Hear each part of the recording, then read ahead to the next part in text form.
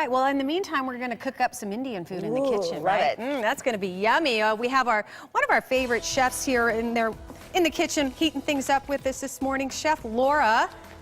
She's always cooking up something unique and something interesting, but yet healthy, which is why we always appreciate you. How are you? I'm doing great. How are you? I'm excellent. Happy Friday.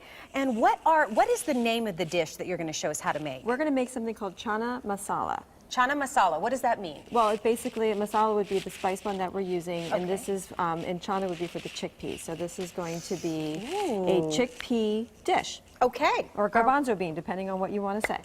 They're the same thing, They aren't are they? the exact same thing. These are them right here. So. Do you buy the canned or do you buy the dehydrated ones? Well, it depends on what I'm doing, but for this recipe, canned is absolutely fine. Excellent. Okay. Excellent. Okay. What are we going to start with? So I already started over here. I'm going to put you to work today. So you're going to take on our spatula and, or actually I'll put, You do that. Okay, I'll put myself to work. Okay, so what I had started to switch with. side because your mic was facing this way. Oh, There we okay. go. Well, good. There we go. So in here I have cumin seeds, which I toasted lightly, and then I added to that some diced onion, which I wanted to get caramelized. Because one of the things about this dish that you want to bear in mind is that while it is spicy, we want to take advantage of the inherent sweetness of an onion and the tomatoes as well, so we can create balance of our flavors. Okay. Okay. I never think about that when I'm cooking. Well, and the thing Balance. is, you know, this could be a very spicy dish, but the last thing we want to do is make it so spicy it's the only thing you taste. True. Okay? Good point. So Okay. it should actually be the last thing you taste when you swallow. So to this, we're going to add the following. We're going to add our minced up ginger, which is this right here. Wow, that's a and lot of just, ginger. And I'll show you a little trick on the ginger in a second. And then we're going to also add to it our fire roasted diced tomatoes, Okay. with the juice. Okay. So all that's going to go in. See, that's why you stood over to my left, so you wouldn't get the big fumes in your face. I'm no dummy. Leave it to me. And then over here, I'm going to add to this is turmeric, which is what creates that yellow color that we see in Indian dishes, as well as coriander, which is ground, and then also some cayenne, or you could also use chipotle powder too if you want, okay? So that's where our heat factor is going to come from.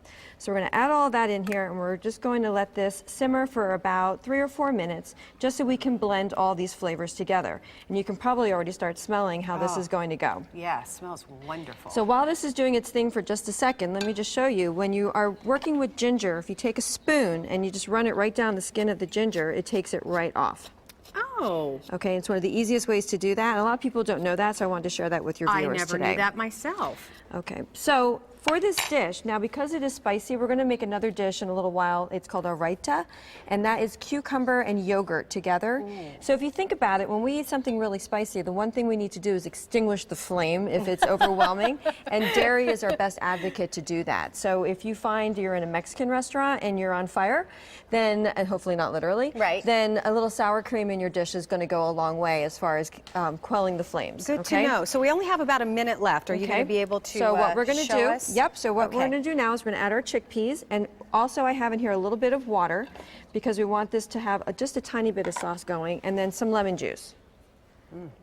Smells so good. I can't get over that. And then here's aroma. the really nice thing is that once this has simmered for about 8 minutes with the lid on, you're ready to go. And That's it's even it? better the next day. Oh, I bet. Yes. I bet it is. Well, not quite it. I'm going to save a couple things for later because I can't give you all the good stuff right now. Okay, well, that's fair enough. We'll just keep that on the stove top there, and then you're going to add that to the second dish coming up later, which is going to be called what again? It's a raita.